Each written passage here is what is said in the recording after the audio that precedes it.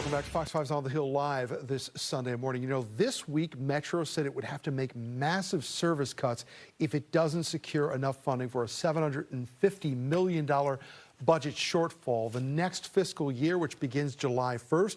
Metro officials say lower ridership, depleted federal pandemic funds, and inflation are some of the drivers on all of this for this funding gap. And if it doesn't get that funding, well, look at this. There could be proposed service cuts, including a hiring freeze in January, layoffs of up to 2,300 workers, reduction in bus service, and closure of 10 Metro rail stations and fare hikes. For more on all of this, we want to welcome back in the general manager of the Metro. Randy Clarke is here to discuss really what is a doomsday scenario, which is what people are calling it. You know, $750 million.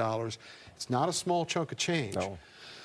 How did Metro get into this position? How do you get yourself out of it? Yeah, well, first, thanks for having me. I appreciate highlighting this critical topic to our community. It's not a small amount, but this is a serious issue, and it impacts everyone, whether you use the system or you don't use the system. So, in short, COVID, pandemic era issues on revenue from ridership, but also inflation. Just significant inflation that everyone has dealt with, whether at the grocery store or at home. Obviously impacted Metro as well. Metro also gave a credit to the jurisdictions in 2020. That was an uncertain time. So you put those three factors together, it's where we're really at today. But it's a structural issue. This issue's been talked about since 1976. People tell me, like, hey, is this the annual thing where Metro says we're going to have no money and we're going to do cuts? And the answer is yes. And unfortunately, we're going to do it next year and the year after unless we all come together and structurally figure this out once and for all. This is a little different, though, because if an ambulance shows up and gives somebody oxygen and they breathe off it for at some point, they're going to take that mask away.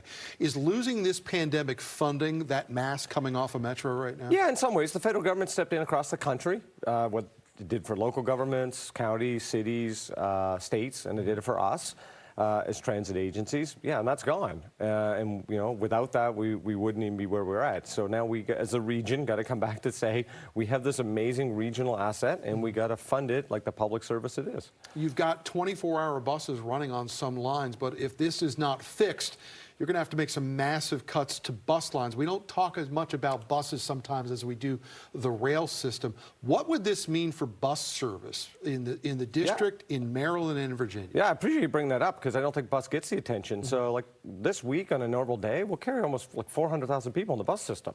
It's a huge driver of our education system because we're basically the public school bus system for DC specifically, but workers.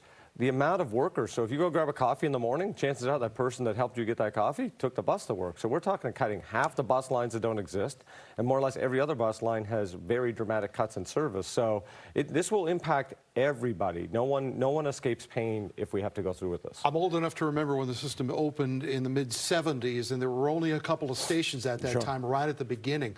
We could be going backwards, not forwards, on the amount of rail stations that people will be able to access? Way backwards. So the proposal's cutting 10 stations. Now, obviously, the board would have to consider all that and through the process.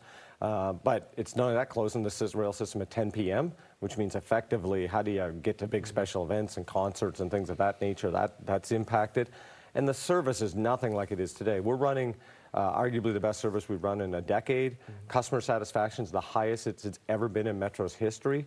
And we're talking going from trains, some places 3 to 5 minutes during the week to 15 minutes, and weekends 5 to 8 minutes to 20 minutes. Like, you were just changing the system dramatically. It won't be recognizable for what we kind of currently have. You did go through a period of some high-profile incidents, safety-wise, with crime on the system. Do you feel you've addressed that, or if some people just made the decision, I'm not going to return to my pre-pandemic travel plan? Sure. Well, the latter, I think, is a lot of combination, but we see people coming back every week and every month. So we gained back more ridership in November, or we did October. Our federal employees are using their taps and coming back to the system more often. So ridership every month is growing. On the crime point of view, we're a microcosm of all society because we go everywhere. We're at the lowest amount of crime we've had in 9 months, and we think December will close out to 10 months. We have police everywhere. We hired special police officers to put everywhere. No question about it. People's safety is the #1 thing we think about every day. You mentioned concerts real quick. Briefly, a lot of jurisdictions in our area, Virginia and D.C., throwing around big numbers about a possible arena.